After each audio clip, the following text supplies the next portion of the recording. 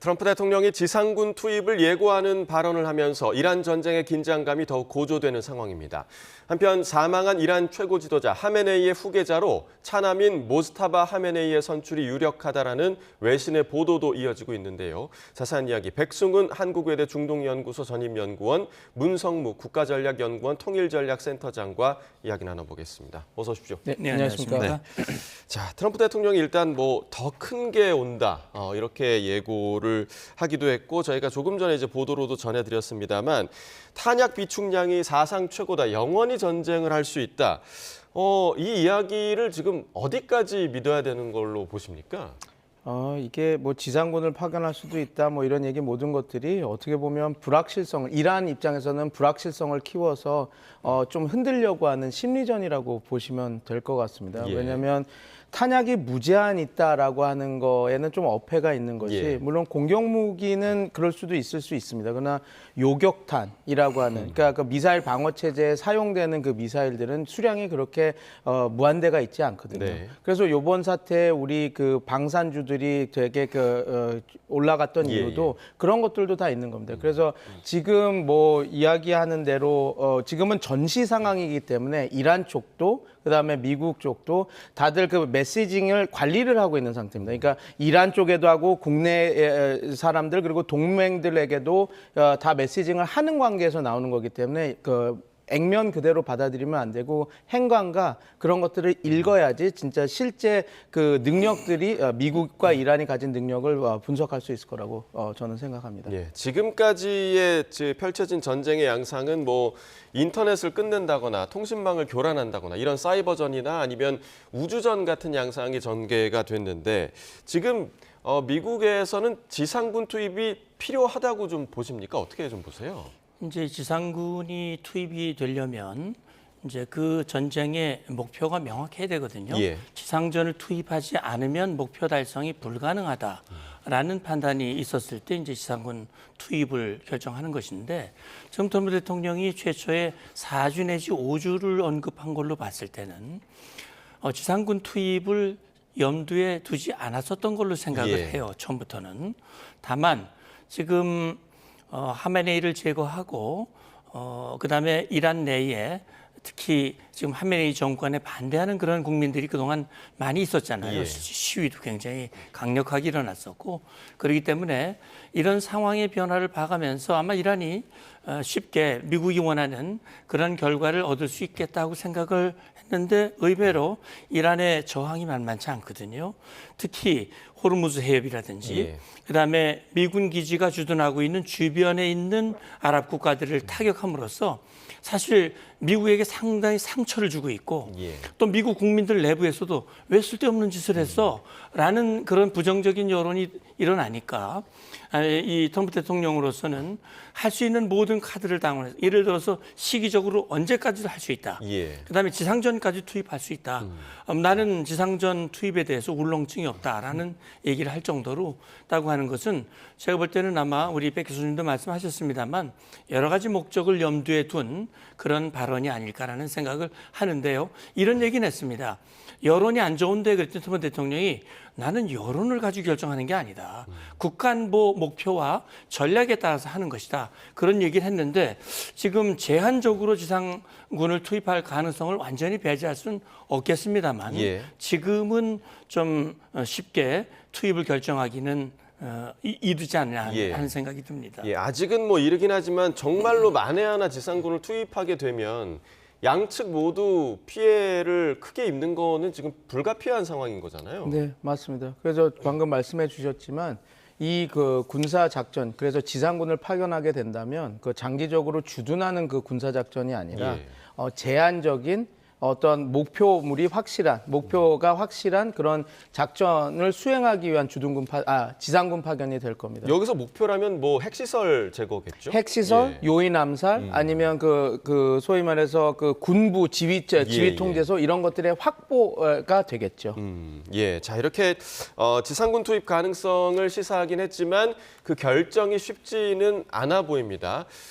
소기의 목적을 달성하기로 했던 과거 3차례 지상군 투입이 미국에는 상처로 남아있기 때문인데요. 과거 사례를 함께 좀 보시겠습니다. 자, 먼저 지난 1991년 이라크의 독재자 사담 후세인 대통령이 산유국인 쿠웨이트를 침공하면서 시작된 걸프전에 미국은 지상군을 투입했죠.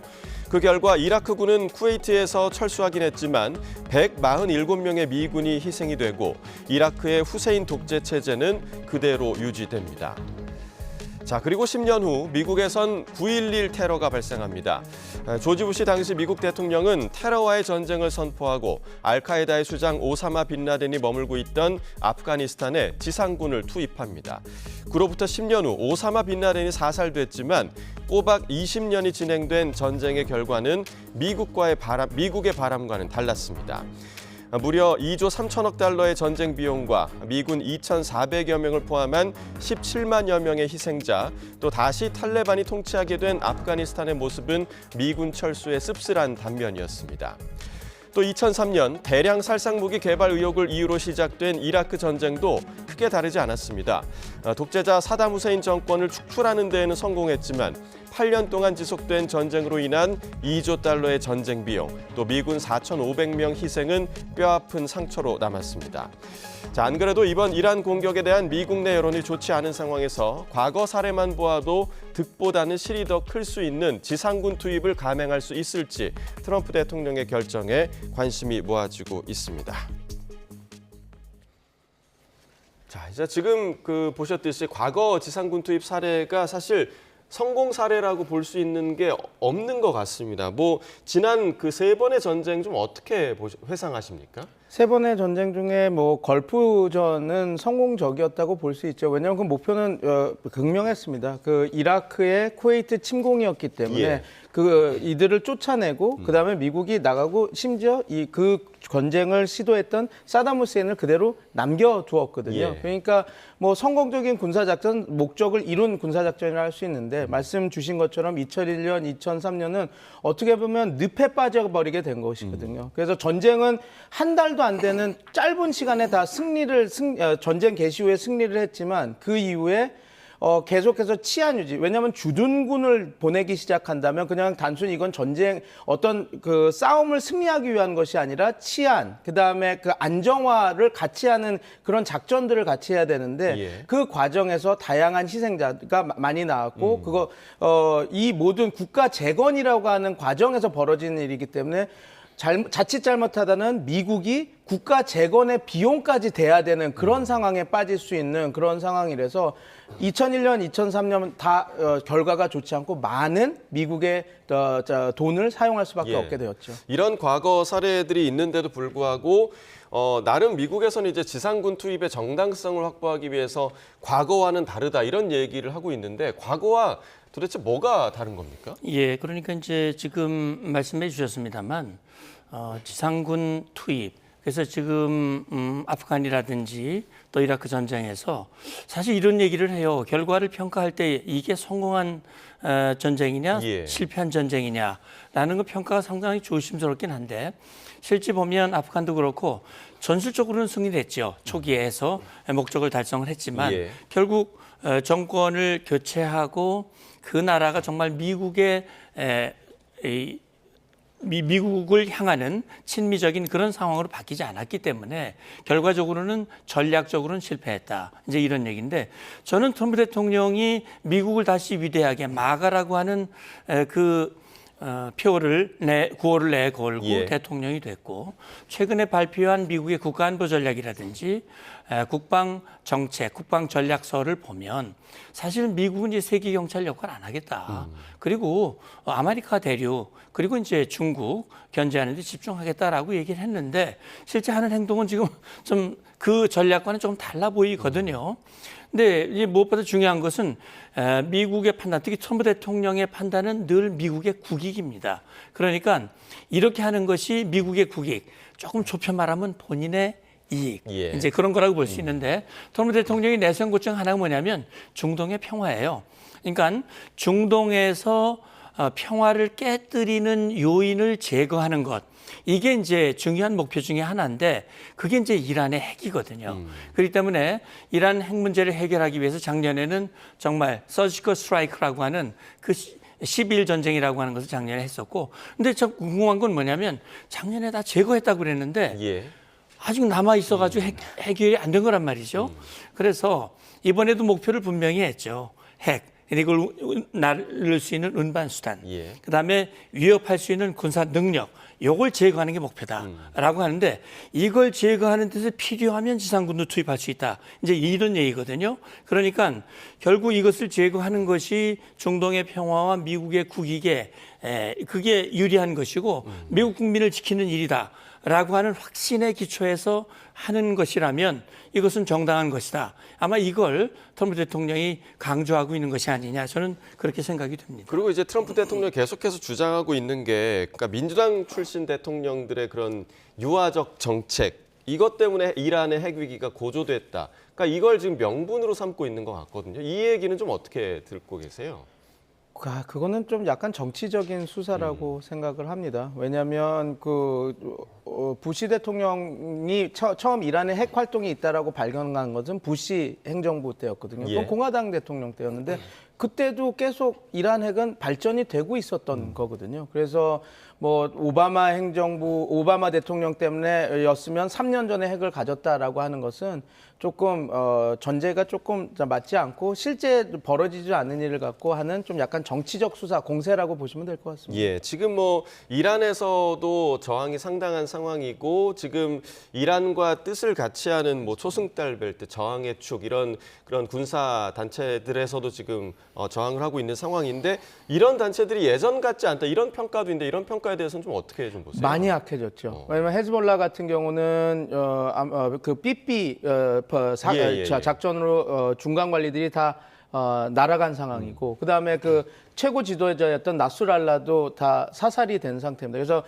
영향력은 많이 약해졌죠. 그리고 시리아 같은 경우도 그 샤라 정권이 순니 정권이 이렇게 자리를 잡으면서 이란의 영향력이 많이 약해진 상태입니다. 그리고 이스라엘의 하마스는 우리가 다 아는 것처럼 거의 형해화가 돼서 이스라엘에 대한 군사 작전을 할 수 없는 수준이고요. 예. 근데 이렇게 보면 될 것 같습니다. 이제 헤즈볼라가 강력하게 지상군으로도 싸울 수 있는 그런 전력이 있었는데 많이 약해졌지만 그들의 지금 싸우는 형태가 바뀌었습니다. 요번에 키프로스에 있는 영국 명에다가 그 헤즈볼라가 공격했던 예. 것도 그 샤헤드 그 드론 이란의 그 값싼 드론으로 공격을 했거든요. 그래서 어떻게 보면 지금 이란이 사용하고 있는 전술, 그러니까 비대칭 전력으로 계속 그 억지력을 상대방의 그 피해 타격을 주는 그런 전술이 고스란히 초승달 지대 특히 그 헤즈볼라가 거기에 더 천착해서 지금 공격을 더 나가려고 하고 있다. 근데 이게 상당히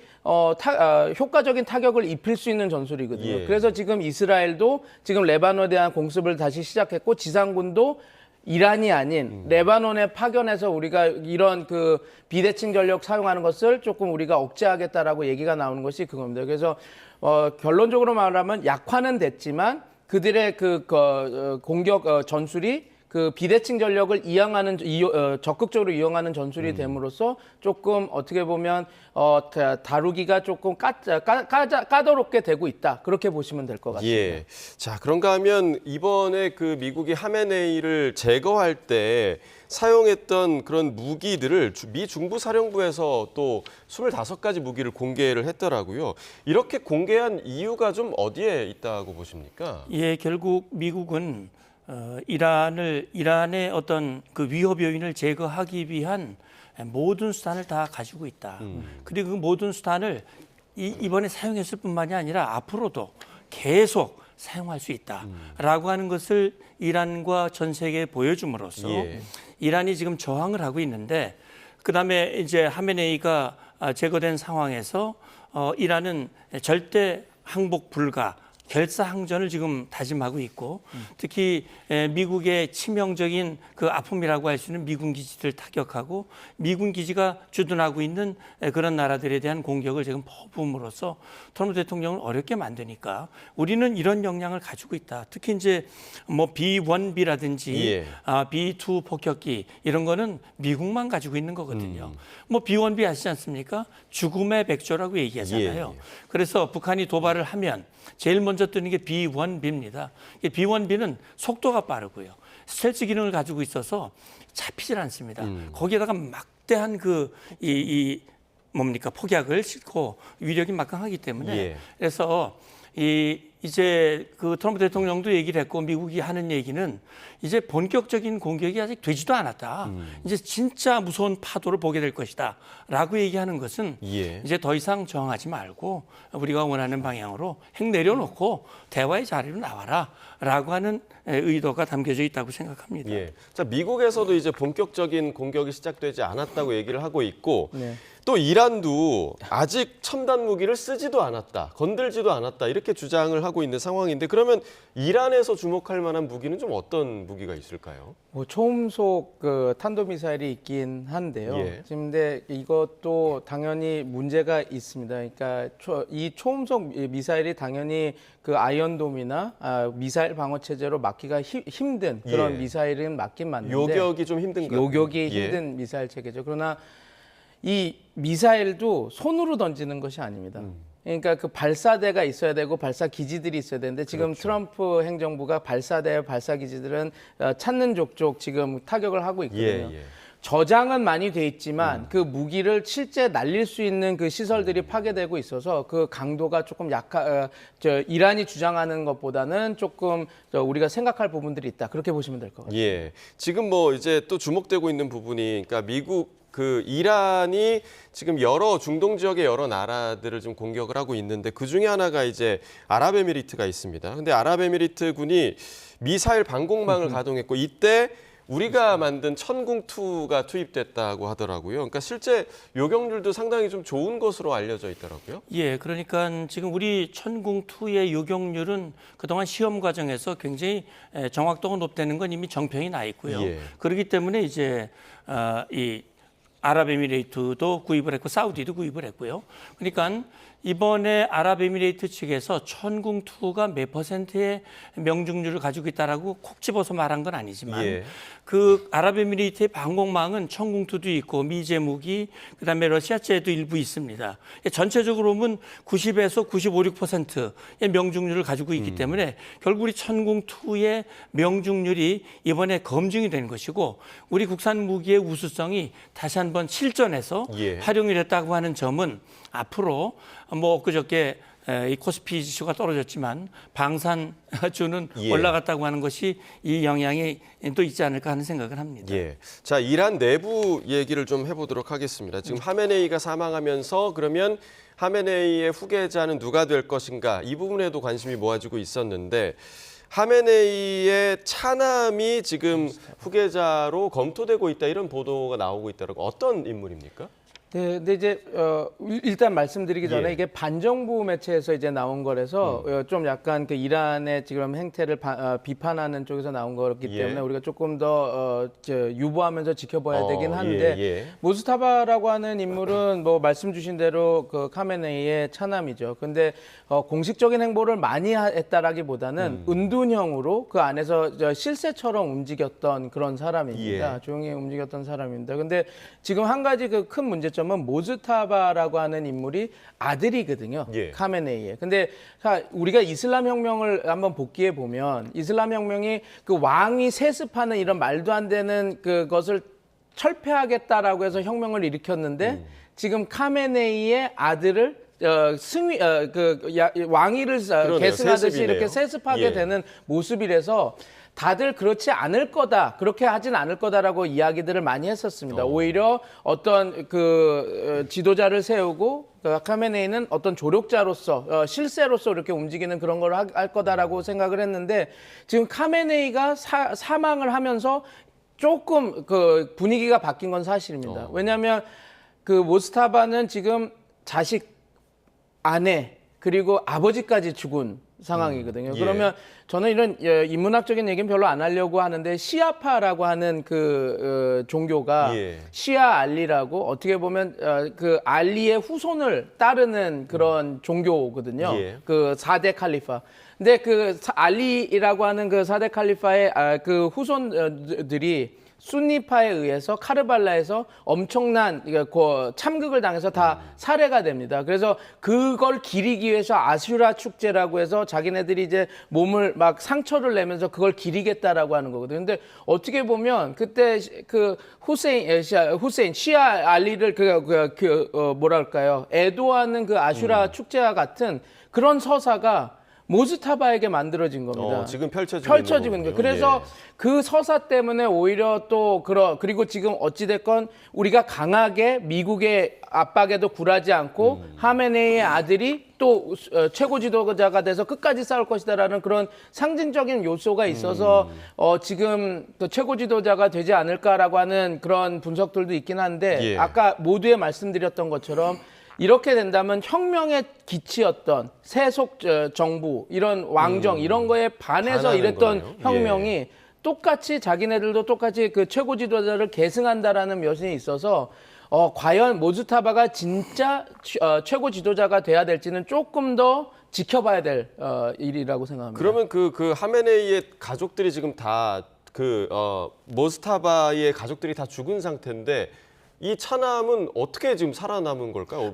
그 이유에 대해서 어떻게 보세요? 하메네이가 죽으면서 됐죠. 모스타바는 아까 말씀드린 대로 같이 원래 암살 리스트에 제일 위에 올라가 있던 사람입니다. 카메네이와 모스타바는. 그래서 그 두 인물이 항상 그 걱정을 항상 하고 있어서 같이 이렇게 붙어서 움직이고 그렇게 의존을 하지 않았기 때문에 이번 공격에서 살아남을 수가 있었다고 지금 여러 보도들도 나오고 있죠. 아마 분리가 돼 있었을 거다. 네. 그러니까 이란 그 헌법을 보면 이게 최고 지도자가 전문가 회의에서 비밀 투표로 선출된다라고 하는데 그러면 지금 세습임에도 불구하고 전문가 회의에서 모스타바를 후계자로 선출할 수도 있다. 이렇게 좀 전망을 하십니까? 네, 그런 수도 있죠. 왜냐하면 지금 말씀드린 대로 모스타바가 지금에게 만들어지는 여러 가지 서사가 지금 전문가의 콘클라베 비슷한 전문가의 88명의 그 이슬람 법학자가 투표를 통해서 선출을 하게 되는데 이제 뭐 여태까지는 그렇게 안 될 것이다라는 의견이 많았는데 카메네이 서거 이후에 그리고 지금 미국의 전체적인 공습을 해서 이 신정 민주주의 체제가 거의 전복될 위험에 있는 상황에서는 모스타바에게 유리한 서사가 만들어진 것은 사실입니다. 자, 지금 뭐 연초에 사실 이란의 대규모 반정부 시위가 있었고요. 그리고 당시에도 하메네이 퇴진을 외치는 시민들도 있었습니다. 그러니까 이번 공습 이후에 미국과 이스라엘의 공습 이후에 이란 내에서 이 하메네이 사망에 대해서 환호하는 그런 시민의 모습도 우리가 볼 수도 있었는데 실제로 이란 시민들이 친미 정권을 원할까? 어떻게 좀 보세요?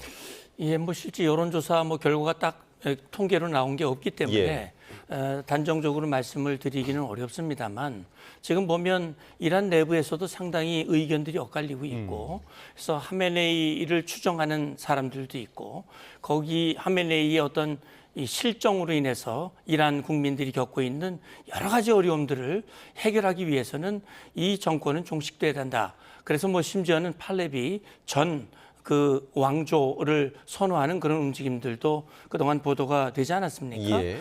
저는 그런 생각을 합니다.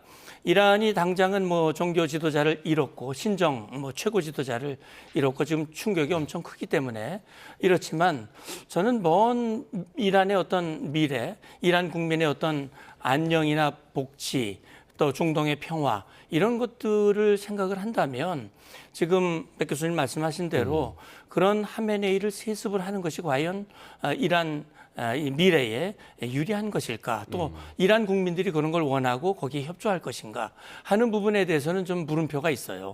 물론 그렇다고 해서 미국을 지금 지지하고 그런 인원들이 다수였다면 지금 상황이 좀 다를 텐데 지금 내부가 좀 조용해 보이지 않습니까? 어떻게 보면 그래서 아마 이 이란 내부에서도 상당히 좀 조심스러운 그런 판단과 논의가 있지 않을까 그런 생각을 해봅니다. 네, 자 지금 그 이란의 반격 상황을 보면 주변에 있는 걸프 국가들을 지금 자폭 드론으로 공격을 하고 있기도 하고요.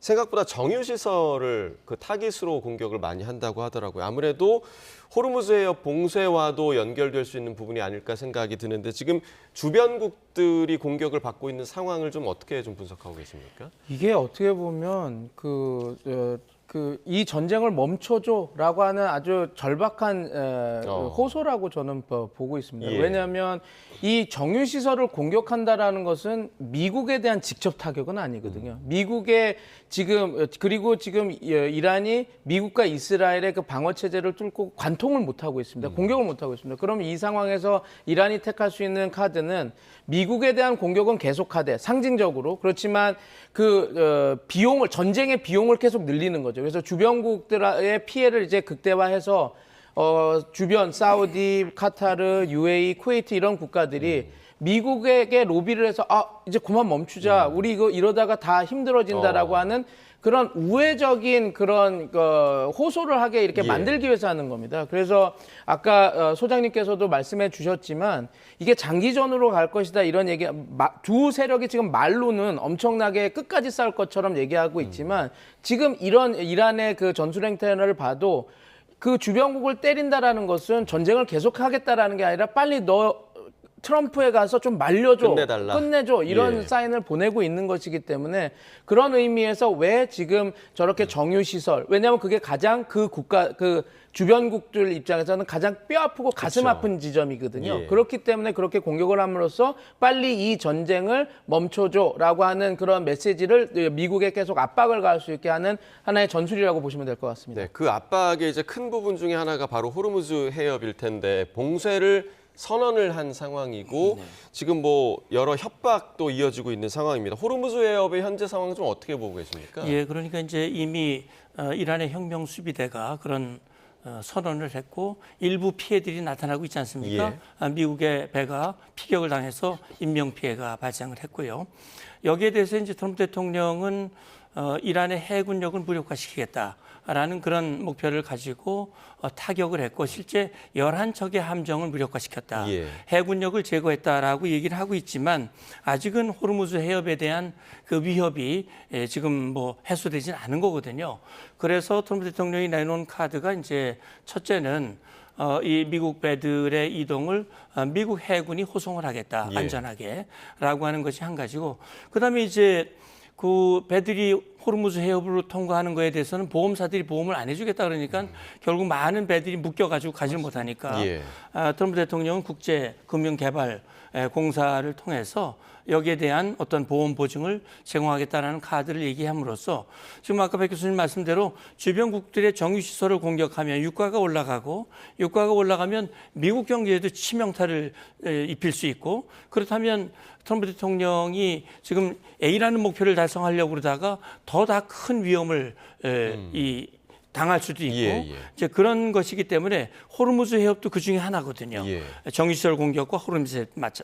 그래서 제가 생각할 때는 아마 트럼프 대통령이 지금 국제사회의 여론을 다독이는 조치와 함께 이란의 어떤 해군 역량을 완전히 더 무력화시키기 위한 더 강력한 조치를 취할 가능성이 좀 있다고 생각을 합니다. 예. 그러면 지금 그러니까 호르무즈 해협이 봉쇄가 된 겁니까? 어떤 상태로 봐야 되는 겁니까? 봉쇄가 됐다라는 건 어떤 상황을 얘기하는 건가요? 거의 제가 볼 때 봉쇄라고 하는 게 이제 큰 의미가 없어진 게 봉쇄를 했든 안 했든 지금 말씀해 주신 대로 보험료가 너무 컸고 아마 영국 보험사에서도 우리가 이런 전쟁 상황이 위험하니까 보험료를 올리니까 선사들은 들어가려고 하질 않는 겁니다. 그리고 그런 안전이 보장이 안 되니까 그래서 오히려 원래는 진정한 의미의 그 봉쇄는 말씀드렸던 것처럼 기뢰를 설치하거나 아니면 실제 해군 전단이 가서 막거나 그런 것들이 돼야 되는데 그렇지 않더라도 그와 비슷한 효과가 지금 나고 있는 것이거든요.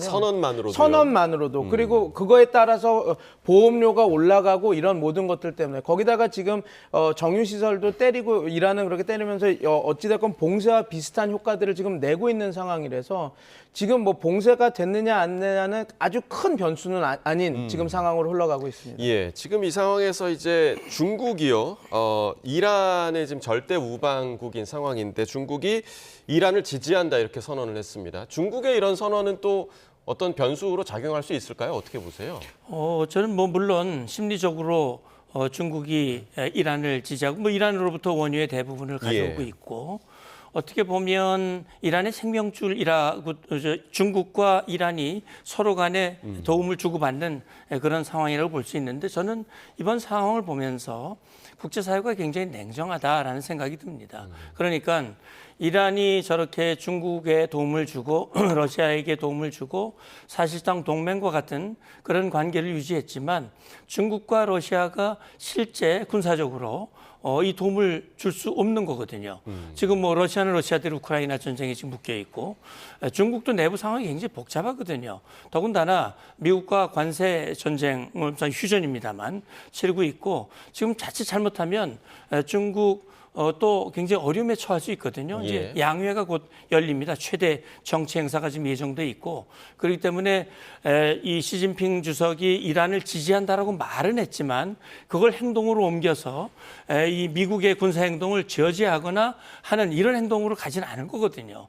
그런 차원에서 이 상황에 중대한 변수가 되기는 어려울 것이다. 아마 제가 볼 때는 3월 말에 있을 미중 정상회담도 정상적으로 이어갈 가능성이 현재로서는 높다고 봅니다. 왜냐하면 중국은 미국과 갈등을 하지만 미국과의 협력도 같이 필요하거든요. 그런 차원에서 좀 메시지 관리, 상황 관리를 지금 하고 있다고 생각을 합니다. 그러면 지금 센터장님 말씀에 따르면 중국이 이런 선언을 했어도 이란에는 큰 도움이 되지 않을 가능성이 높다라는 말씀이시잖아요. 네, 전적으로 동의를 하는 이유가 러시아도 그렇고 중국도 그렇고 이란 관련한 문제에 있어서는 미국과 연성 균형을 했습니다. 무슨 말이냐면 강하게 대립하면서 미국의 균형을 맞추는 것이 아니라 소프트 밸런싱, 연성으로 이제 그냥 이런 담론이나 아니면 외교적인 걸로 이렇게 했지 크게 이렇게 군사적으로 충돌 안 했거든요. 실제로 러시아 같은 경우도 이란과 같이 군사훈련도 하고 이렇게 했지만 그리고 뭐 전략적 동반자로 올리자 이렇게 얘기를 했을 때 이란이 러시아에게 우리 상호 방위 조약을 맺자 했을 때 러시아가 그걸 거절을 했거든요. 그 말은 이런 상황을 염두에 둔 거죠.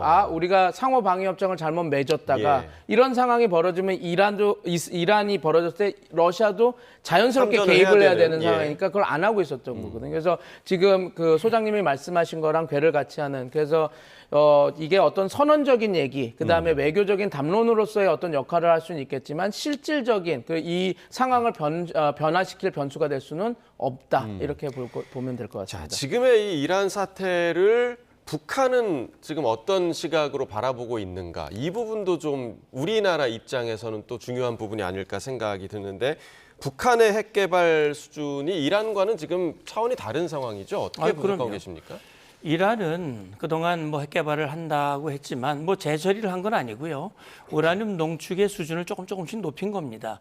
지금 대략 한 60% 정도 농축된 우라늄을 수백 kg을 가지고 있는 걸로 알고 있고 그건 이제 아마 조금 더 농축도를 90%까지 올리면 그러면 이제 농축 우라늄 탄을 만들 수 있는 그런 상황이 되지만 이란은 한 번도 핵실험을 한 적이 없습니다.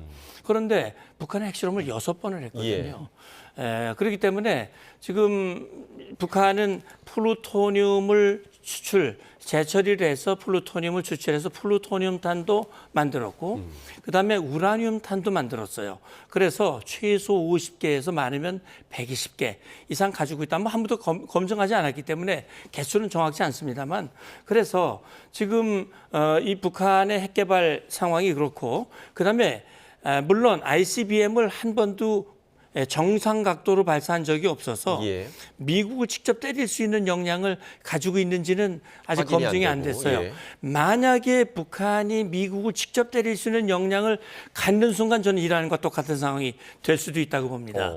그러나 또 이 북한이 이란과 다른 점은 뭐냐면 북한은 중국과 러시아와 동맹 조약을 맺었습니다. 그렇기 때문에 이건 지금 북한이 러시아 쿠르스크 지역에 병력을 파병을 해서 많은 인원이 희생이 됐고 이거는 뭐냐면 그 조약에 의해서 북한의 군사 상황이 발생하면 러시아도 또 들어와야 되는 그런 상황이 되거든요. 그렇기 때문에 미국이 이란을 보는 이 관점과 북한을 보는 관점이 다르기 때문에 김정은이 하메네이가 제거되는 모습을 보면서 상원 세멘트 공장을 찾았어요. 담배를 쫙 피면서 우리는 아무런 문제가 없는 듯한 그런 표정을 지었지만 마음은 다 들어갈 겁니다. 왜냐하면 핵이 북한 주민들을 먹여 살리지 못하거든요. 예. 저는 이번에 9차 당대회를 했지만 이 김정은이 주민들에게 장밋빛 그런 미래를 보여주지 못했어요. 그런 능력도 없고요. 그렇기 때문에 김정은의 고민은 핵보다는 북한 주민들의 불만, 이 어려움을 어떻게 해소해 나가는가. 이게 전 더 큰 과제라고 생각을 합니다. 말씀해 주신 대로 핵이 주민들을 먹여 살리지는 못하지만 체제 유지를 하는 데는 가장 필요하다고 생각하지 않을까, 북한 지도부에서. 그렇기 때문에 더더욱 북한이 핵을 포기하지 못하는 거 아닌가 이런 생각이 좀 드는데요. 어떻게 저도 보십니까? 정확히 그렇게 생각합니다. 오히려 그래서 북한과의 대화도 미국이 이제 한다 그러는데 요번 사건으로 인해서 좀 더 그러니까 유의미한 어떤 이야기들이 나누기가 힘들어진. 왜냐하면 북한은 절대 핵을 포기하지 하면 안 되겠다라는 생각을 이번 사건에서 뼈저리게 느꼈기 때문에 그런 분석을 해봅니다. 예, 알겠습니다. 오늘 두 분 말씀 여기까지 듣겠습니다. 백승훈 한국외대 중동연구소 전임연구원, 문성묵 국가전략연구원 통일전략센터장과 이야기 나눠봤습니다. 두 분 말씀 고맙습니다. 감사합니다. 감사합니다.